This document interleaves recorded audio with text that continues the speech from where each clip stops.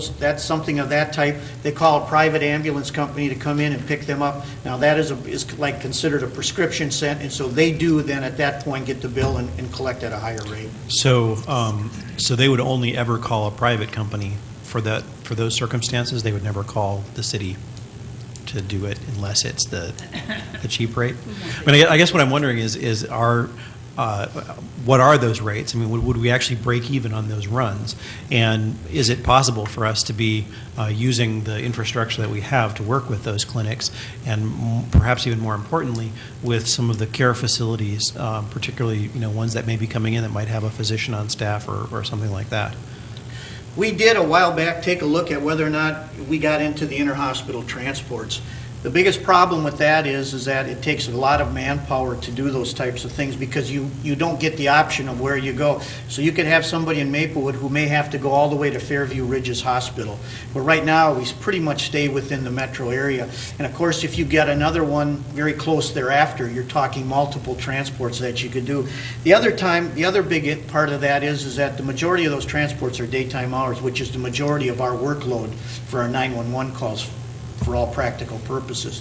So unless we had a very large staff on board, we could do that. The only difference is that we could probably do the inter-hospital, I use that as a word, inter-hospital transports with less qualified, let's say, people. But on the other hand, there may be some inter-hospital transports you may need more qualified people than just our paramedics. You may need a nurse or someone at a higher level to take someone to some of those facilities. So from what we've seen in the past and from others, it's probably not the good direction to head. Mark? Well, what I'm hearing is that a high percentage of our customers are on Medicare, so regardless of how much we raise the rates, we won't collect any more revenue. You're absolutely correct. So what we need to do is, as we look at that, we're hoping that as the economy comes back, and we're hoping as new and more residents come into the city, that hopefully we'll have some more of the regular insurance or straight paying customers that will help be able to bring some of that cost down. It's a very, very unfortunate situation. It's not something that, but we all face it everywhere here in that's running an ambulance service. But to answer your question is that's correct. Can you remind me why we do this? To provide an outstanding service to our customers at a very, very, what I think, reasonable price to a point. Because if you go back and take a look at what others have done in the past and where we've been, we provide an outstanding service to the residents of Maplewood. You have to remember that at this point there is no cost to our citizens. Ye who uses the service pays the bill. And so we are now finally getting into a scenario here where we have to start looking at where our revenues are starting. So in order for us to continue to provide this service, obviously there's going to have to be some philosophical discussions on where we want to go with that. We're going to take a look to try and make up some of that debt by not spending all of our money this year. But we still provide, when you talk a 6 to 8 minute response time, and let me give you a prime example. Last Friday, we had a 46-year-old female in Maplewood. It took us about I think we had about a 5.5 to 7 minute response time that we arrived on the scene. We put it to 12 leads on us, and I guess that's the other point I'll make real quick. Today it's just not a few tools that we have. We actually have a traveling ER to where there isn't much we can't do in there short of some major surgery. And so what has happened is that this gal was having some chest pain. It had been ongoing from the night before. We got in, we did a 12 lead. Our paramedics read it. They immediately determined there was a problem. They, at that point in time, then notified the hospital saying that they had what we call a STEMI, a possible blockage. To make a long story short, within 46 minutes, this gal was from her house, was into the ER, was into the cath lab, and had her vessel open with little or no damage.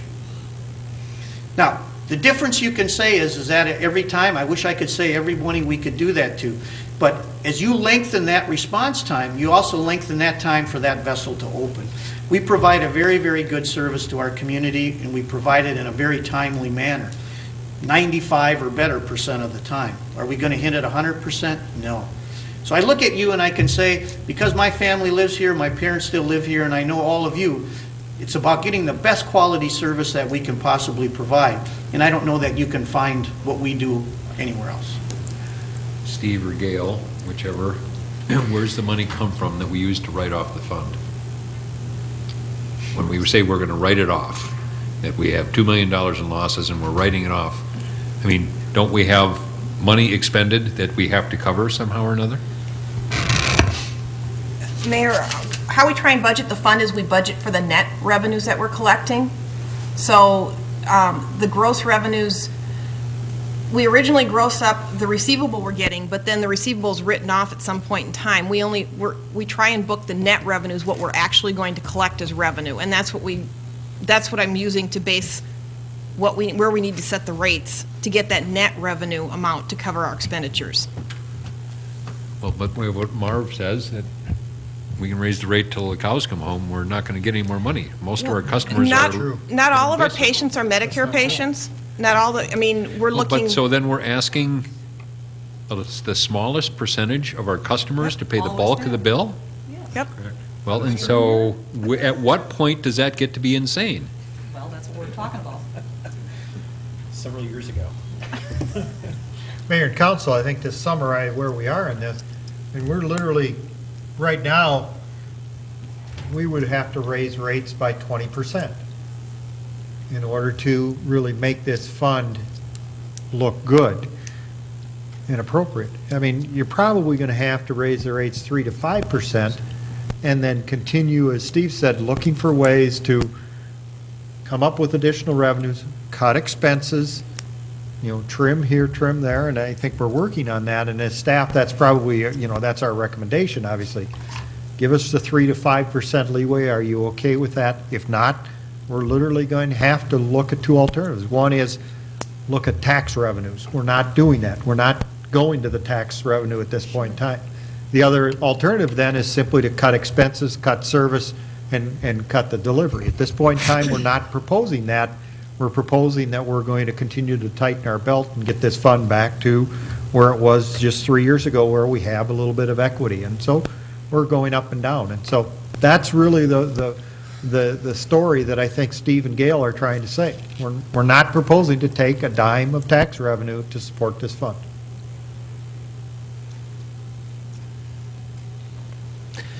Kathy? Actually, I'll duck after I say this, but I think if that's where we have to go in the future, then we need to start talking about if that's something you do. People can talk about things being cheaper, but you do have to weigh what you get when you pay for it. And I won't mention the suburb, but it's west of us, not terribly far, where they have a contract ambulance, and this could happen to anyone, but I do know that someone who had a persistent issue with cardiac problems had a second heart attack within 5 years, and I don't know why he's still alive, but he's lucky. It took 27 minutes for the ambulance to get there, which is where I get my speech. I'd rather live in a city that has a 7-minute lag for a cardiac problem than a 27-minute lag. And it doesn't come for nothing, so we're going to have the philosophical discussion at some point. Do we start underwriting part of this as life in this community? There's no way to avoid it. Mr. Nephew? So looking at, in the attachment in the packet, at the 2011 budget and the 2010 reestimate, you're looking at total expenses for the ambulance fund of $2.4 to $2.5 million, excluding depreciation. And you're currently projecting, and again, it sounds like you're not sure if there might be some seasonal element where a lot of payments perhaps suddenly get paid in the last 2 months of the year. But you're projecting that even with a 20% increase, you'd only be having revenue over the next year of $2.4 million. So, and do I understand correctly that there's also is there a fund, is it simply an operating deficit, or I guess I haven't read the fine print enough here. Do we have a ongoing cash deficit carry forward cash balance? It looks like we got a 2011 budget, or well, okay, 2010 reestimate. Is that a $1.8 million owed by the fund to other funds? Councilmember Nephew, there's always a negative cash balance in this fund because the receivable amount is always so high, because there's always ongoing collections. So if you look at 2009 actual, you'll see the working capital, net working capital is negative 673. Negative 673,186 is the working capital balance. Which page are we on? Is this page 7 or 8? 2009 actual, 2009 actual, the second page way at the bottom. okay, all right, net total minus 673. Yeah, and that would be if we liquidated everything at the time, if we collected on all the receivables that were out there, sold all the assets, and paid off all the payables. That's how much money the fund would need at that time to liquidate everything. Okay. And that actually had been positive the previous year. There was a huge receivable balance that was overstated at that Okay, point in time. So that's why that is. I So believe we talked about that at the auditors talked about that? Yes, Okay. yes, I recall.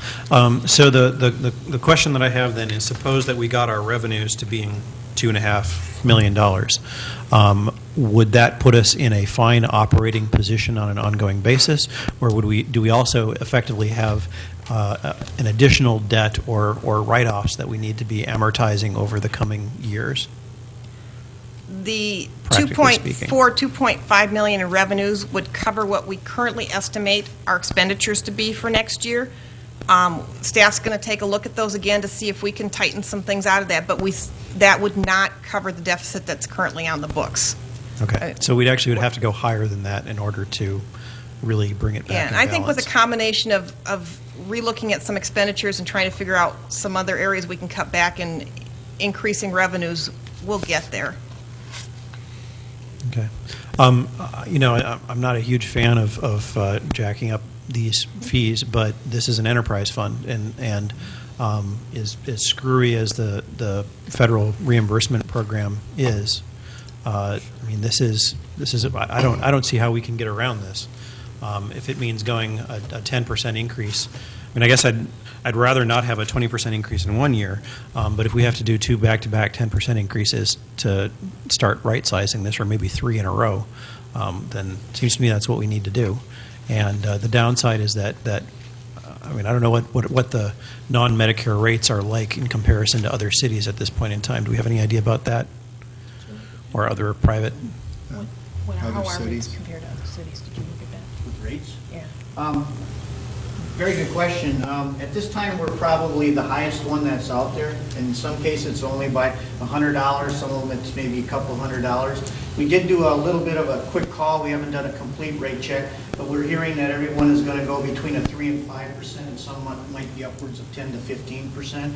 But until they do that towards the end of the year, we won't be sure as to where they're going to end up with that. But let me also say, and along with all this, we're not the only ones in the same situation. And we're probably, and I don't want to say 100%, but I'm probably feeling pretty good about that. And that is, we're probably the only ones that in some way don't subsidize our program. And that all the others, even if it is an enterprise fund, is it truly an enterprise fund? And I do know in some cases it's not, where you put the heat, the electric, and everything that goes along with it to run it as a true company. And that's what we have here. We run this as if it were an actual business. And that's where I think we differ from many of the other cities that are out there. Marv? How are our rates compared to other cities, other communities? We're a little higher than the others at this point in time as we go through. In some cases, we're very similar to them, and others we're a little bit higher than they are. But it's only within a couple $100 on some. Now, there's a few that are way out there, but for the most part, the major players in the East Metro area were within a couple $100 or so of most of their rates. Thank you. So, so speaking as far as whatever direction you might want from us, I'm not happy but willing to go with the 10% kind of figure being talked about personally, but I would be interested whenever it comes back to us in council in seeing any more up-to-date info you have on services in other cities, and so we can sort of evaluate the cost benefit, you know, how much more we're getting for the faster response time and so forth. I'd be for propping it up, but then I think we should have a discussion about the long-term survival of this. And so we need to do what we need to do so we can operate next year, but somewhere in there we have to have further discussions. Are there any other comments on this? Do you need more from us? Good. Okay. All right, so let's see, the person that was